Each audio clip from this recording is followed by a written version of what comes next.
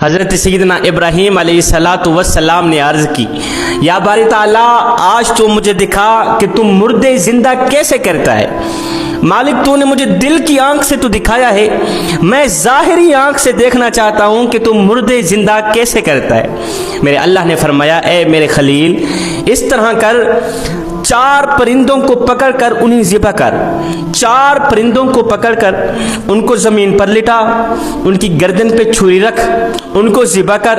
ذبح کرنے کے بعد ان کے جو 4 سر ہوں گے وہ اپنی ہتھیلی پہ رکھنا، اپنے ہاتھ پہ رکھنا، اور ان کے جو دھڑ ہوں گے، ان 4 پرندوں کے جو جسم ہوں گے ان کی بوٹی بوٹی کر کے، کیما کر کے، کچھ ہواؤں میں اڑا دینا، کچھ فضاؤں میں اڑا دینا، کچھ پانی میں تیرا دینا۔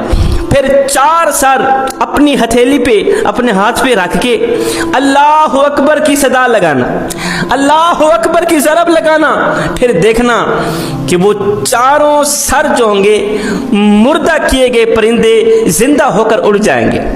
حضرت سیدنا ابراہیم علیہ السلام نے ایسا ہی کیا، 4 پرندوں کو پکڑا، انہیں زمین پر لٹایا، ان کی گردن پر چھری رکھی، ان 4 کو ذبح کیا، ان کا کیما بنا کر کچھ ہواؤں میں اڑا دیا، فضاؤں میں اڑا دیا، کچھ پانی میں تیرا دیا۔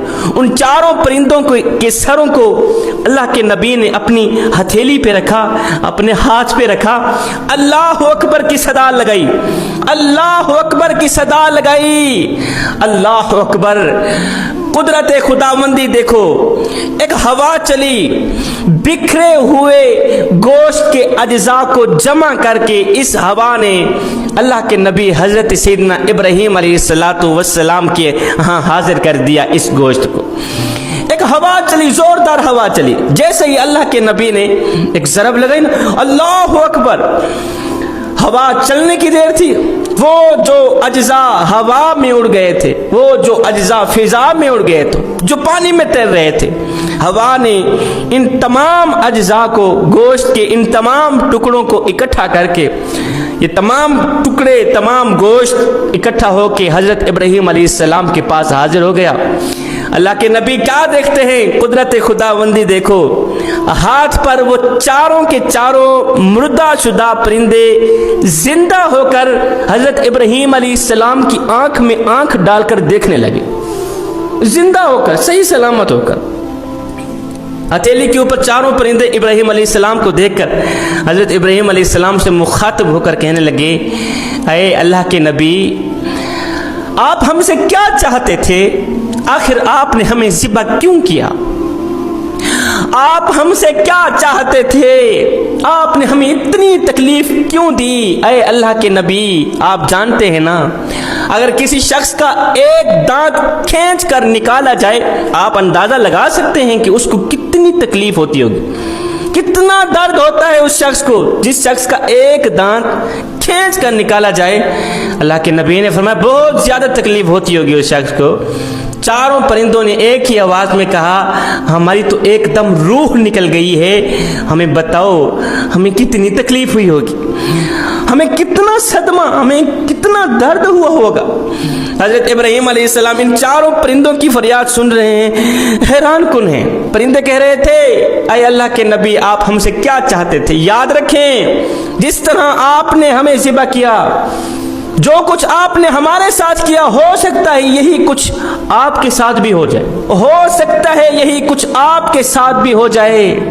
یہ کہتے ہی یہ 4 پرندے اڑ کر چلے گئے۔ شام ہوئی، رات ہوئی، حضرت ابراہیم علیہ السلام سوئے، آنکھ لگی، نیند آئی۔ خواب میں اسی رات اللہ کے نبی حضرت ابراہیم علیہ السلام نے اپنے لخت جگر نور نظر حضرت اسماعیل علیہ السلام کو ذبح کرتے دیکھا، اسی رات خواب میں، بالکل اسی طرح جس طرح ایک ایک پرندے کو زمین پر لٹایا، اس کے اوپر چھری رکھی، اللہ اکبر کرتے گئے، 4 پرندوں کو ذبح کر ڈالا۔ سیم اسی طرح آپ خواب میں دیکھ رہے ہیں کہ آپ اپنے لخت جگر نور نظر حضرت اسماعیل علیہ السلام کو زمین پر لٹایا، بیٹے کی گردن پر باپ نے چھری رکھی اور ذبح کر رہے ہیں۔ اور مجھے بتاؤ تو صحیح، اللہ کا نبی ہو جس کا نام خلیل اللہ حضرت ابراہیم علیہ السلام ہو، جد الانبیاء ہو، اگر وہ کسی کو تکلیف دے تو اس کو سہنی پڑتی ہے، وہ جیسا کرے ویسا ہی اس کے ساتھ کیا جاتا ہے۔ وہ کسی کا امتحان لے تو اسے امتحان میں ڈالا جاتا ہے. اللہ کا نبی جد الانبیاء. اور ہم کیا چیز ہیں میرے بھائیو؟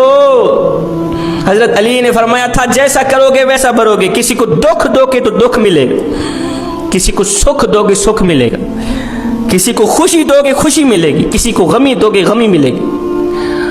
اگر کسی غریب کی آنکھوں سے آنسو بہاؤ گے, یاد رکھنا تمہاری آنکھوں سے آنسو ہر حال میں نکلیں گے ہی نکلیں گے. کسی کو دکھ دے کر, کسی کو درد دے کر, کسی کو غم دے کر, کسی غریب کی آنکھوں سے آنسو نکال کر تجھے کیا لگتا ہے کہ تو ساری زندگی ایسے ہی مسکراتا رہے گا؟ نہ بندے نہ, بس وقت کے الٹنے کی دیر ہے, تیری باری بھی دور نہیں ہے. اس لیے کہ زندگی کے کسی نہ کسی موڑ پہ اپنا کیا آخر بھگتنا ہی پڑتا ہے. ایک بچہ تھا, وہ ایک کمبل کو بڑے ہی احسن انداز سے احسن طریقے سے تہہ کر رہا تھا. یہ کمبل بڑا ہی بدبودار تھا, گندا تھا, غلیظ تھا, پھٹا پرانا بوسیدہ تھا. یہ وہ کمبل تھا جو اس کی ماں اس کے دادے کو بچھانے کے لیے دیتی تھی. اس کے دادے کی چارپائی پر بچھایا جاتا تھا یہ کمبل. دادا مر گیا, اب پیچھے اس بدبودار اور گندے کمبل کو یہ بچہ بڑے ہی احسن انداز سے اچھے طریقے سے یہ کمبل تہہ کر رہا تھا, سنبھال رہا تھا. اس کے باپ نے پوچھا بیٹا یہ کیوں سنبھال رہے ہو؟ دفع کرو, پھینک دو, آپ کے ہاتھ گندے ہو جائیں گے. یہ بدبودار کمبل ہے, ہاتھ گندے ہو جائیں گے. جاؤ اس کمبل کو آگ لگا دو, اس میں وائرس ہیں, جراثیم ہیں. وہ بڈھا اس کو لیتا رہا ہے, استعمال کرتا رہا ہے. دفع کرو, پھینکاؤ.